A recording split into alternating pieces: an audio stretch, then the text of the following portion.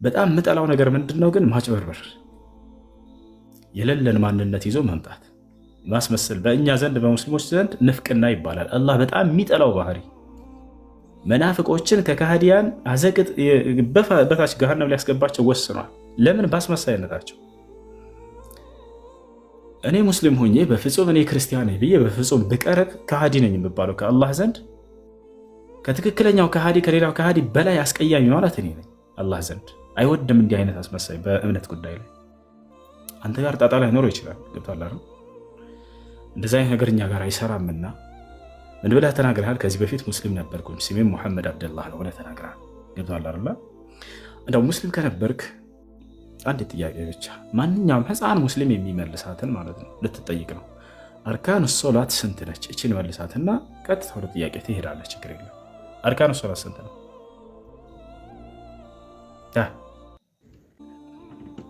አሬው አልነበርኩም አልኩ። ስም እኮ ነው ሙሐመድ እኮ ስም እኮ ነው አይደል እንዴ? ልጠይቅ ማንኛውም ሰው ልጠይቅ። አንተ ስም ካልክ በትክክለኛው ስም ዘለቀ በሚለው ስም እንደገና በሌላ ስም ቀይረህ ትመጣለህ። በትክክለኛ ስም ሙሐመድ የሚለውን ታላቁን የነብዩ ሰለላሁ ዐለይሂ ወሰለም ስም ይዘህ አታጭበረብርም። ስለዚህ አሁን ይሄን ጥያቄ መልስ። አርካኑ ሶላት ስንት ናት? አልነበርኩም አልኩ። በቃ ልጠይቅና ልውጣ። አርካኑ ሶላት ስንት ናት? ካልነበርክ ስምህን ቀይረህ ወዲያው ቀጣይ ያስገባሃለሁ። ወላሂ አንድ ሰው ጠይቆ ቀጣይ ያስገባሃለሁ ትክክለኛ ስምህን ይዘህ ስትመጣ ጊዜ። አሁን ግን አርካኑ ሶላት ስንት ናት? መልስ። ስም እኮ ነው ሙሐመድ ስም አይደል እንዴ? ኤልያስ ስም አይደል እንዴ? ኢየሱስ ስም አይደለም እንዴ? ሶላት ስንት ናት? አያሻቸው አይደለ? ክርስቲያኖች ኢየሱስ ስም ነው አይደለም? እሱ ኢየሱስ ስም ነው አይደለም? ቆይ አንዴ አርካኑ ማን ነው? ክርስቲያኖች እንድታውቁ የምፈልገው ነገር ወላሂ ላዚ እዚህ ሶሻል ሚዲያ ላይ እንዲህ አይነት ስም ይዘው እየመጡ የእናንተ ልጆች በሚከፍቷቸው ላይፍ ላይ ይገቡና እኔ ሙስሊም ነበርኩ ከዚህ በፊት እያሉ ድራማ ይሰራሉ። ማንን መሰላችሁ እያጭበረበረው ያሉት? ወላሂ ላዚም እናንተ ከታች የሚከታተለው ህዝብ ላይ አይምሯቸው ላይ ምን እየቀረጹ ነው? ይሄማ እስልምናን ተረድቶ ነው የመጣው ማለት ነው። ስለዚህ በቃ በእናንተ ላይ የሆነ ጨዋታ እየተጫወቱባቸው ነው፣ ፖለቲካ እየሰሩባቸው ነው። በቃ ይሄን እንድትባንኑ ነው። ሱሱ አሁን የጠየቅኩት ጥያቄ አንድ ህፃን ሙስሊም የሚያውቀው ጥያቄ ነው። ግን ይህ መመለስ አይችልም። ጥያቄውን ይጠይቅ። ምን ችግር አለው? በቃ ለዳዊት ስል በቃ ሌላ ዳዊት ይጠይቅ። በቃ ጥያቄውን እያለ ነው። ጠይቅ በቃ ያላ ጥያቄ ምንድን ነው? ልጠይቃ ሁሴ ጥያቄ ምን አልከኝ? እሺ አባቴ ከዘቡር ከኢንጂል ከአቅራ ልክ እስከ አሁን ሙሐመድ እስካለበት ድረስ ዘንድ ሙሐመድ 10 ዓመት አይደለም፣ ሙሐመድ 20 ዓመት አይደለም፣ ሙሐመድ 40 ዓመት እስከ 40 ዓመቱ ድረስ ማለት ነው።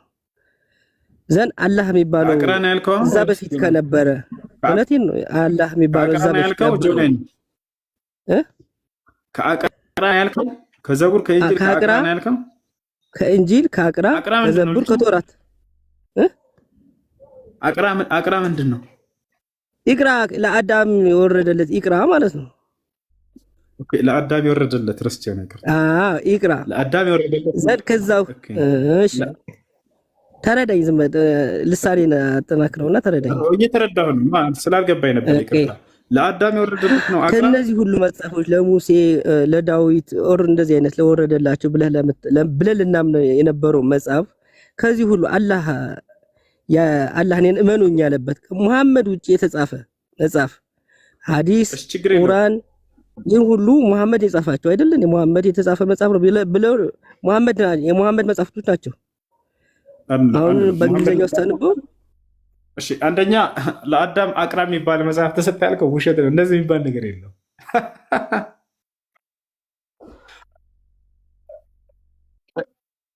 ኢቅራ የሚባል የወረደ ከቁርአን ምዕራፎች መካከል ማነው? ሱራዎች መካከል አያዎች መካከል አንደኛው ነው ኢቅራ የሚለው። እሺ ለአዳም የወረደለት እንዲህ ነው ተብሎ ከየት ነው ያገኘው? ለአዳም የተወረደለት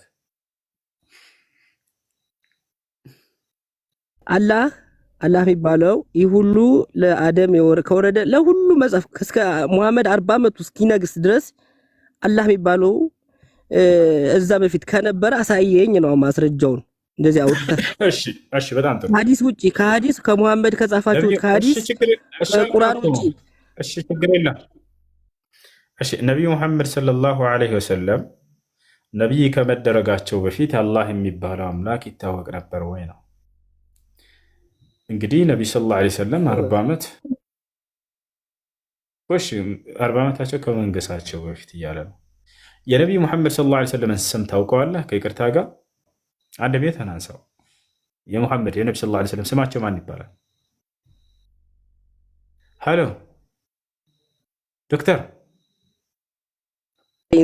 ማለት እኔ በጣም ውዝግብግብ ብዬ ብዙ መጽሐፍቶችን አገላብጫለሁ። ልመልስልህ እኮ ነው። ከነቢዩ መሐመድ ሰለላሁ ዐለይሂ ወሰለም በፊት የአላህ ስም ይታወቅ እንደነበር ማስረጃ ሰጠህ ነው። ስማቸው ማን ይባላል? አንድ ጊዜ ካላውቀውም በለኝ። አላውቀውም። አታውቀውም? ሙሐመድ ብኑ ዓብድላህ ይባላሉ። ሙሐመድ የአባታቸው ስም ማን ይባላል? ዓብድላህ ይባላል። የአላህ ባሪያ ማለት ነው። የአያታቸው ስም ጦልቢ። ነቢዩ ሰለላሁ ዐለይሂ ወሰለም የአያታቸው ስም ማን? ጦልቢ አብዱል ሙጠሊብ። ሙተልቢ ነው። ሙተልቢ እንደዛ አካባቢ ነው። የአባታቸው ስም አብደላህ እንደሆነ ታውቃለህ አይደለ? አብደላህ ያውና አላህን እኮ በደንብ አድርገው ያውቁት ነበር። የነብዩ ሰለላሁ ዐለይሂ ወሰለም አባት ራሱ ስሙ ማን ነበር? አብደላህ ይባል ነበር። የአላህ ባሪያ ማለት ነው። የአላህ ባሪያ ማለት ነው።